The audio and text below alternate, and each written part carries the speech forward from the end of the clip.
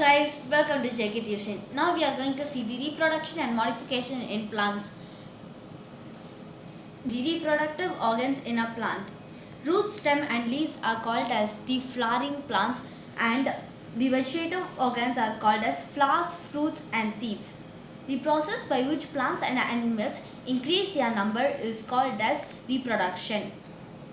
The reproduction is divided into two, that is sexual and asexual reproduction. Sexual reproduction is the reproduction which is made by the seed, and asexual reproduction is the reproduction which is not by the seed but from the other parts of a plant. Flowers can be complete or incomplete, that is complete flowers can contain all the four. Those are petals, sepals, androecium and gynoecium. Incomplete flowers will lack any of these. That example, cucumber. The example for complete flower is rose. The example for incomplete flowers are cucumber, because the female part and the male part is separate in cucumber. Now we are going to see the parts of the flower. These are sepals, and these are sepals and these are petals. Now we will see the different petals of different flowers.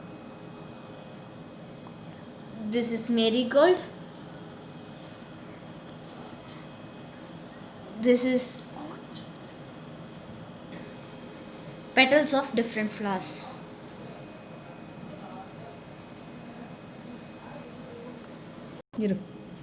These are sepals, these are petals, and this will contain the gynoecium inside this. And this, it must become a flower. The sepals are fused with the petals and it is a bud.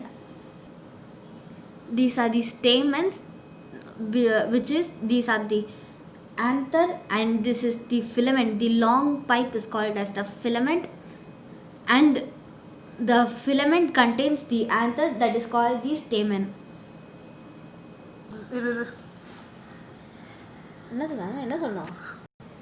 These are the sepals. These are the petals.